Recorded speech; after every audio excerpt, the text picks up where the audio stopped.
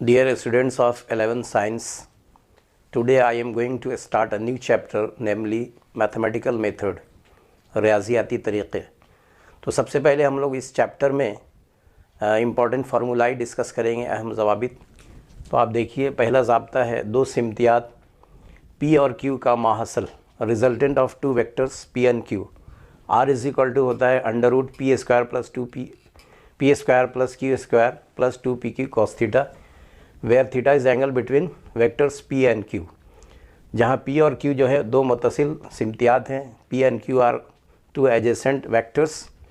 दूसरा ज़ाब्ता है माहसल सिमतिया की सिमत, direction of resultant vector alpha is equal to tan inverse Q sine theta upon P plus Q cos theta. उसके बाद तीसरा ज़ाब्ता है सिमती जमा का अदल बदल का कानून, commutative law of vector addition, P plus Q is equal to Q plus P। उसी तरह से चौथा ज़ाब्ता है सिमती जमा का इर्तिबाती कानून, associative law of vector addition, P plus कॉस में Q plus R is equal to कॉस में P plus Q plus R। उसके बाद पांचवा ज़ाब्ता है जमा पर ज़र्ब के तक़सीम का कानून, division law on addition of vectors, P cross Q plus R is equal to P cross Q plus P cross R। यानी P क्रॉस P से ज़र्ब करना है आपको Q प्लस R को, तो P क्रॉस Q होगा प्लस P क्रॉस R होगा, तो P क्रॉस R। उसके बाद नफ़ी पर ज़र्ब के तक़सीम का कानून है, यानी P cross Q minus R, तो P cross Q minus P cross R, P cross Q minus P cross R। उसी तरह से ज़ाब्ता नंबर 7 है दो मुस्ततिली अज़्ज़ा के अतराफ़ सिमतिया की तहलील की कद्र। दो मुस्ततिली अज़्ज़ा हैं यानी x और y वेक्टर्स हैं, उसके लिए जो रिज़ोल्यूशन मैग्नीट्यूड ऑफ रिज़ोल्यूशन होगा, तहलील की जो कद्र होंगी वो होंगी r is equal to under root r x square plus r y square. उसी तरह से अगर तीन मुस्ततिली अज़्ज़ा हैं, तीन रेक्टेंगुलर कंपोनेंट्स हैं, तो उनके अतराफ़ सिमतिया की तहलील की कद्र होंगी r is equal to under root r x square plus r y square plus r z square. उसी तरह से ज़ाब्ता नंबर 9 है x महवर के मस्बत सिमत के साथ माहसल के यानी रिजल्टेंट के झुकाव यानी angle of inclination, theta is equal to होगा tan इनवर्स y कंपोनेंट का upon x component r y by r x. उसी तरह से ज़ाब्ता नंबर 10 है दो सिमतियात का गैर सिमती हासिल ज़र, स्केलर और dot product of two vectors. तो P dot Q is equal to होता है PQ cos theta, where theta is angle between vectors P and Q, और cos theta is equal to हो जाएगा P dot Q by PQ। उसके बाद third point है इसका मुस्ततिली इकाई सिमतियात का गैर सिमती हासिल ज़र, scalar product of rectangular unit vectors. जैसे x महवर के गिर्द जो इकाई सिमतिया होती है वो I होती है, y महवर के गिर्द J और z महवर के गिर्द K। तो इस तरह से I cap dot J cap is equal to J cap dot K cap is equal to K cap dot I cap is equal to 0।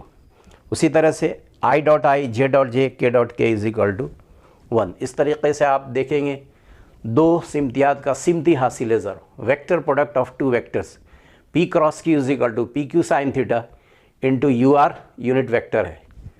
उसके बाद अगर इसका मैग्नीट्यूड लेते हैं, इसका कद्र लेते हैं, तो यूनिट वेक्टर उसी को कहते हैं जिसकी कद्र जिसका मैग्नीट्यूड 1 हो, तो UR इज इक्वल टू 1 हो जाएगा। तो mod of P cross Q is equal to होगा PQ साइन थीटा, और अगर यूनिट वेक्टर की बात करें तो हो जाएगा P cross Q upon PQ sine theta. उसी तरीके से मुस्ततिली इकाई सिमतियात का सिमती हासिल ज़र यानी rectangular unit vectors of vector product, तो I क्रॉस I बराबर J क्रॉस J बराबर K cross K is equal to 0। अब चूँकि I का वैल्यू, I का मैग्नीट्यूड 1 होता है, I का 1 होगा, और दोनों के दरमियान जो एंगल है वो 0 डिग्री होगा, इसलिए साइन 0 डिग्री बराबर 0 है। तो I cross K I J cross J बराबर K cross K is equal to 0 होगा। उसी तरीके से I cross J is equal to K, J cross K is equal to I, K cross I is equal to J। अगर इसका उल्टा लेते हैं, तरतीब बदल देते हैं, तो J cross I is equal to minus K, K cross J is equal to minus I, I cross K is equal to minus J. इसी तरीके से ज़ाब्ता नंबर 12 है मुतवाज़िल अज़ला का रकबा, area of parallelogram is equal to A cross B, vector product of A and B का magnitude जो होगा वो मुतवाज़िल अज़ला का रकबा होगा, जहाँ ए और बी मुतवाज़िल अज़ला के दो मुतसिल अज़ला हैं, दो एडजेसेंट साइड्स हैं। उसी तरीके से मुसल्लस का रकबा का ज़ाब्ता होता है area of triangle is equal to half mod of A cross B, जहाँ ए और बी जो है मुसल्लस के मुतसिल अज़ला हैं। तो इसके बाद जो है नेक्स्ट जो हम लोग फार्मूला लिखने वाले हैं वो डेरिवेटिव का है। डेरिवेटिव और इंटीग्रेशन का फार्मूला भी हम लोग डिस्कस करने वाले हैं। ज़ाब्ता नंबर 13 के बाद ज़ाब्ता नंबर 14 जो है वो डेरिवेटिव का है, जिसको उर्दू में तफरीक भी कहते हैं और डिफ्रेंशिएशन भी कहा जाता है।